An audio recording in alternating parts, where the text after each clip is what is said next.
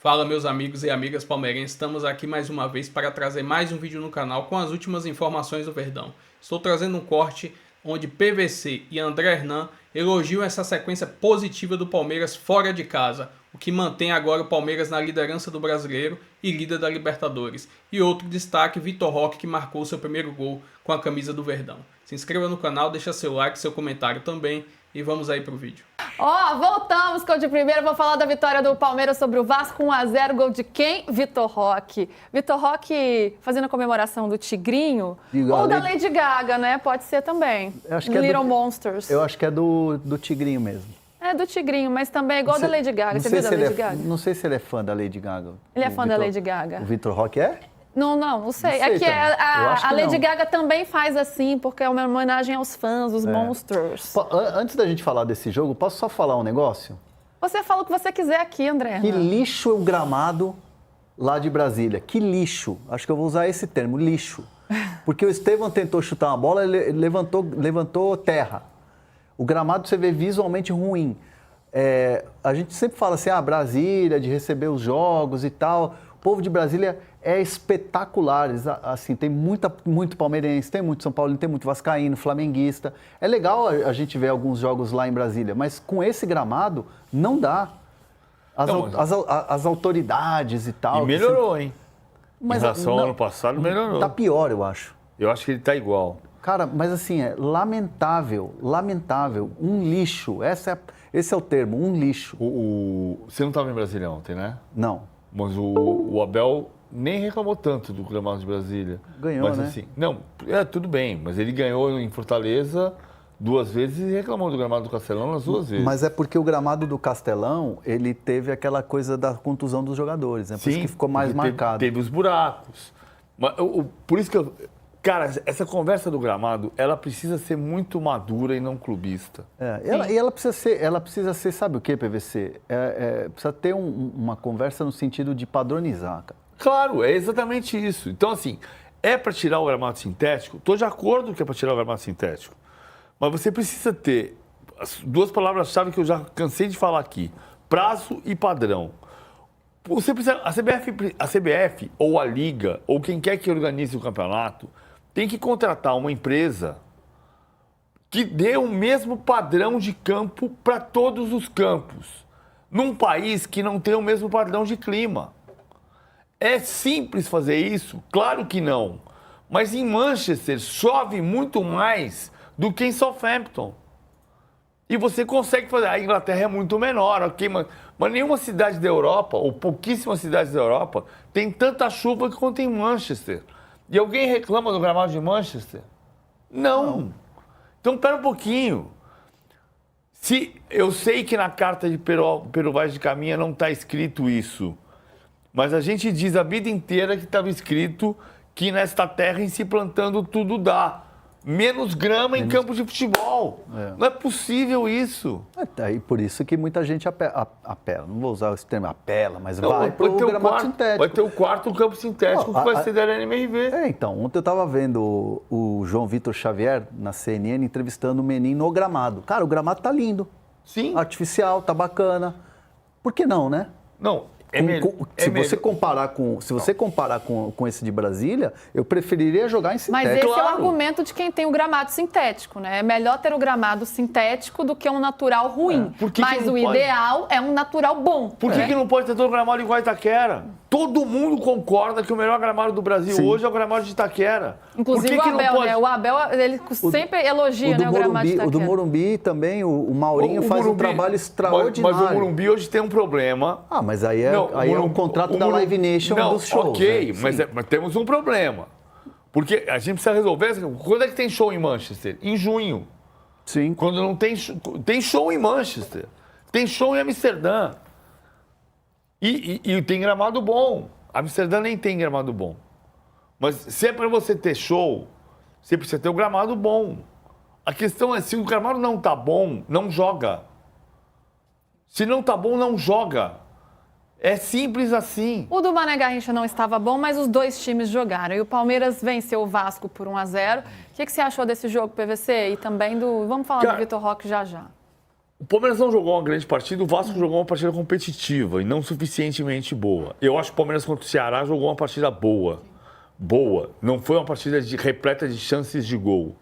É que um jogo bom não é só um jogo bom que você chuta a bola na trave, o goleiro faz defesa fabulosa, tipo Cruzeiro e Flamengo ontem, que foi um jogo emocionante.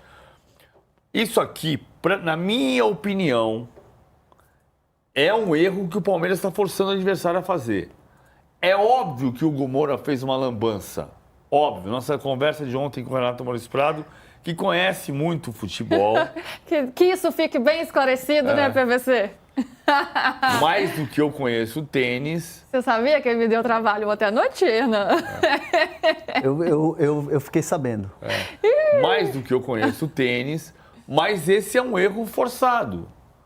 E isso é só você ver como o Palmeiras está jogando, a gente vai mostrar na prancheta. Vamos. Que o Palmeiras está forçando o jogo na pressão do adversário. 15% dos gols do Palmeiras no ano foram assim. Não assim como o Lopes perdeu.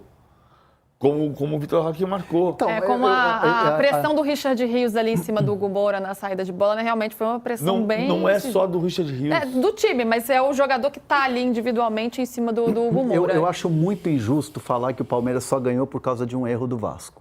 Eu acho muito injusto. Acho que o Palmeiras criou chances. Aí é o lance do gol. Aí. Esse é o lance do gol do Tigrinho. Basta ver o lance que o Lopes perdeu.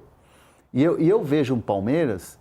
Não que é líder do campeonato hoje porque deu sorte, porque o Flamengo perdeu e porque ganhou num gol assim do Vasco. O Palmeiras tem sido extremamente eficiente. Não foi brilhante, ontem não teve uma grande atuação, mas foi uma atuação eficiente. O Giai defendeu bem quando teve que defender. Aliás, o Lopes tirou a bola gol. ali em cima da linha, praticamente. Então, foi um gol quase. É que assim, só se vê lá na frente. O Lopes errou, teve pouca chance e tal, mas acho que a eficiência passa pelo Giai, que está jogando uma monstruosidade também. Pelas defesas que o Everton fez. Então, eu vejo o Palmeiras como um time extremamente eficiente e líder do campeonato com totais méritos. E Vitor Roque balançou as redes pela primeira vez com a camisa do Palmeiras. Depois de 13 jogos, foi a 13ª partida. Ele já tinha marcado 2 vezes, mas os gols tinham sido anulados. Também sofreu um pênalti, aquele pênalti polêmico que não existiu, mas enfim, ele acabou sendo decisivo na semifinal do Campeonato Paulista também. Ele até vinha jogando bem, mas faltava o gol, né? Claro, o atacante vive de gols, faltava. Deu aqui, até depois do jogo ele falou, né, do alívio que ele estava sentindo. Será que isso, né, tira o peso dele agora? Será que a partir de agora a porteira se abre, Hernan? Acho que sim, porque é engraçado, porque assim, havia uma preocupação do Palmeiras em relação ao Vitor Roque ficar muito ansioso e começar a errar. Sabe quando o jogador perde a confiança? Havia esse receio, mas o Palmeiras em todo momento dava o quê? Tranquilidade para o Vitor Roque. Não era algo do tipo, pode perder a vaga, o Lopes de repente fazendo gols. Não, o Vitor Roque foi contratado para ser o centroavante titular do Palmeiras, fazedor de gols. Muita gente acredita que agora ele vai tirar a zica. Inclusive, quem trabalha com ele não é que estava preocupado, mas chegou até a falar assim, como é que o Palmeiras está vendo isso? Então, assim, teve uma conversa do staff do Vitor Roque com o Palmeiras sobre essa sequência sem gols. E o Palmeiras respondeu, fiquem tranquilos, aqui ele vai jogar e quando ele fizer o primeiro gol, acabou, tira a zica, ganha confiança. Então o Palmeiras sempre deu confiança ao Vitor Roque, porque sabia que logo menos ia sair esse gol. Isso é interessante, ou seja, o próprio staff do atleta conversou com o Palmeiras para deixar isso tudo alinhado nessa questão das expectativas. Sim. E essa tranquilidade para que o jogador possa trabalhar e desenvolver o trabalho dele. Mas isso não, eu tenho um ponto de vista que é um pouco desse perigo que está se criando, como se fossem empresas prestando serviço para empresas. E não é. O Vitor Roque não é uma empresa que presta serviço para outra empresa, que tem um representante da empresa, que é o André Cury, empresário dele, que vai falar com o Anderson Barros, que é o representante do Palmeiras. São situações diferentes. O caso do Vitor Roque é muito parecido com o do Rony. A gente o tempo inteiro falou aqui. O Rony foi fazer o gol no 22º jogo dele. Ninguém precisa ligar. O pai do Rony não precisava ligar para o Anderson Barros e falar assim, escuta, tá tudo bem aí? Como é que tá? Cuidando do meu filhinho? Não, cara, se quem começar a jogar bola por o Alan, vai jogar o Alan. O Vitor Roque é jogador do Palmeiras, tem um contrato com o Palmeiras. O Palmeiras está preocupado com o Vitor Roque porque é um padrão, é um jogador que tem contrato e que tem um valor e que eu detesto essa história de ativo. Não é ativo, ele é uma pessoa. Ele é um ser humano que é funcionário do clube. Então ele foi contratado com a expectativa de que faça gols. Beleza, estamos cuidando da situação. Beleza. Assim como o do Lopes. O Lopes perdeu o gol ontem, o Lopes foi o jogador mais caro da história do Palmeiras. 3 anos atrás. Agora o jogador mais caro da história do Palmeiras é o Vitor Roque. E o jogador que era o mais caro da história do Palmeiras 3 anos atrás, agora não faz gol. E o Palmeiras está tão preocupado com o Lopes não fazer gol. Aliás, o Lopes faz gol. O Lopes é artilheiro do Palmeiras nesse ano. E foi artilheiro do Palmeiras no ano passado. É artilheiro do gol nesse ano junto com o Estevão. Ele é um jogador que o Palmeiras tem que cuidar porque tem que fazer com que ele esteja feliz, trabalhando bem para funcionar para o time. E vai funcionar. Ele estava jogando bem. Agora fez o gol. Concordo com o Hernan totalmente. A lógica é que aconteça com o Vitor Roque, a partir do 13º jogo, em que ele fez seu primeiro gol, a mesma coisa que aconteceu com o Rony a partir do 22º jogo, em que ele fez seu primeiro gol. O Rony é o maior goleador da história do Palmeiras na Libertadores. Sim. E o Vitor Roque pode ser um jogador que faça história no clube. A partir de agora. Fez o primeiro gol, desencantou. Mas o cuidado que tem que ter com o Vitor Roque, o Palmeiras tem que ter, independentemente do staff dele. Assim como qualquer outro jogador. Sim, com todos os jogadores, sim. E o Rony, lembrando, né, demorou 22 jogos para marcar um gol com a camisa do Palmeiras. Então, às vezes, é preciso ter tempo e paciência mesmo. Agora a gente vai ver a prancheta do PVC, que vai mostrar como foi o gol marcado pelo Palmeiras. Um gol de marcação-pressão, que gerou até uma certa polêmica por conta do erro do Hugo Moura, mas que teve muito mérito do Verdão também, do Estevão, que está ligado, do Richard Rios. E do Vitor Roque, que estava fácil, mas porque ele estava bem posicionado também. Não foi não, PVC? Vamos contar essa história. Parar em dois, porque o Palmeiras está fazendo... O Palmeiras no ano passado, a gente mostrou algumas vezes, no ano passado, na prancheta manual, como é que o Palmeiras estava marcando individual. Principalmente no tiro de meta. Então, eu separei em 2 campos, porque tem muita gente aqui, como você está vendo, né? Então, você vê, o Hugo Moura faz a saída, o Vitor Roque sobe, o Richard Rios sobe, o Hugo Moura faz o passe. O Estevão está antecipando, se antecipa o Luiz Gustavo. Do lado esquerdo, o João Vitor está com o Paulinho. O Alan vem dar o bote no Tietê. O Matheus Carvalho tem o Emiliano Martínez por perto. O Richard Rios subiu, ele está aqui atrás na frente, mas ele está aqui em cima para marcar a subida do Hugo Moura. Porque a marcação do Palmeiras é individual. Não é o jogo inteiro, não é todo o tempo, mas em muitos momentos é individual e em alguns momentos sem sobra. O Abel está até evitando fazer sem sobra nesse momento, porque o time já passou por um desgaste físico muito grande, então o Gustavo Gomes tem feito a sobra. Mas muitas vezes é sem sobra. No campo seguinte, você vai ver se passa a marcação da primeira linha, se o Estevão não dá o bote e não rouba a bola para o Vitor Roque marcar. Na tela seguinte, a gente vai ver que vai chegar lá atrás individualizado também.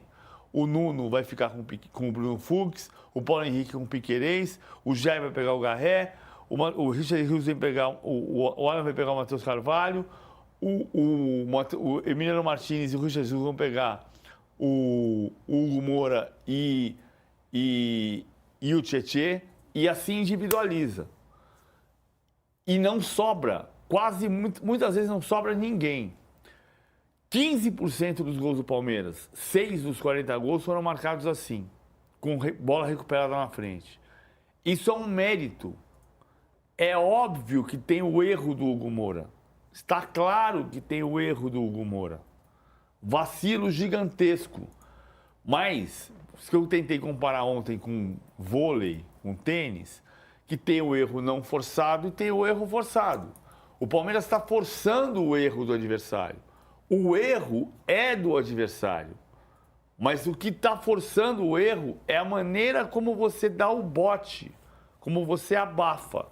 E esse é um ponto importante do Palmeiras. 15% dos gols marcados de pressão e alguns dos gols de bola parada, como contra o Ceará, a falta que gera o gol de bola parada, que são 30% dos gols de bola, são gols de bola parada, uma parte deles nasce também da pressão. É o que a gente estava analisando ontem no fim de papo, né, PVC? Que a pressão, ela é um mérito do Palmeiras, uma coisa não anula a outra. Sim. A defesa do Vasco, o Gumoro, de fato, falhou, mas o Palmeiras também teve méritos em saber fazer essa pressão e aproveitar essa oportunidade. Essa informação registrada, agora vamos falar de Palmeiras. Vou trazer o Vitor La Regina, que está lá de pertinho, acompanhando ali a movimentação no centro de treinamentos do Palmeiras. O Palmeiras que venceu mais uma, né, meu amigo? Fora de casa, vai ter um dia um pouco mais tranquilo hoje. E aí tem essa viagem para o Paraguai, que tem toda uma questão de preocupação de segurança com o Cerro, tem um ambiente. Mas vamos falar de coisa boa? Palmeiras está quase sem ninguém no departamento médico, é isso, meu amigo? É isso, Joana, tudo bem? Boa tarde a você, boa tarde a todos que estão ligados com a gente. A gente fala aqui em frente à Academia de Futebol, na Barra Funda. Os jogadores do Palmeiras chegaram ontem à noite de Brasília e hoje apenas os que não entraram em campo ontem contra o Vasco fazem um treino mais completo. Os jogadores que jogaram ontem contra o Vasco ficam mais tempo na academia. Antes de falar do departamento médico, passar um pouco da agenda do Palmeiras. O Palmeiras viaja amanhã para Assunção, onde na quarta-feira enfrenta o Cerro Porteño. O Palmeiras está no meio dessa maratona de jogos fora de casa. Jogou Copa do Brasil fora de casa em Fortaleza contra o Ceará, Brasileirão em Brasília contra o Vasco e agora Libertadores em Assunção contra o Cerro Porteño. Mas isso, dentro de campo, em termos de resultado, não tem sido problema para o técnico Abel Ferreira nem para o Palmeiras, né? O Palmeiras está a 18 jogos invicto jogando fora de casa. Uma sequência que o clube não tinha há quase 30 anos, desde 1996. O clube, neste momento, Palmeiras é no futebol brasileiro dos times da Série A, o time com melhor aproveitamento como visitante, 86%. Então esse jogo no Paraguai já não assusta muito o torcedor palmeirense, até porque na Libertadores o time venceu 2 jogos fora de casa, em Lima contra o Sporting Cristal e em La Paz contra o Bolívar. Falando sobre o departamento médico, ontem em Brasília, já uma imagem que deixou muitos torcedores do Palmeiras já felizes, aliviados. Rafael Veiga e Mike foram relacionados, ficaram no banco de reservas. O Abel Ferreira ontem encheu de elogios, inclusive o Rafael Veiga, falou muito bem da regularidade que ele teve nas últimas temporadas e que esse período de lesão foi muito excepcional, levando em conta as últimas temporadas, mas que ele tem tudo para voltar muito bem, pensando inclusive na Copa do Mundo de Clubes. Agora, outros jogadores, Marcos Rocha e Bruno Rodrigues não estão mais no departamento médico, mas eles estão naquela fase de transição física, já começando a fazer alguns treinos dentro de campo. Bruno Rodrigues, é bom lembrar, né? Ele não joga desde mais de um ano, né? Ele teve a segunda lesão dele em maio do ano passado, mas ele não joga há mais de um ano e o Marcos Rocha está já há cerca de um mês e meio fora.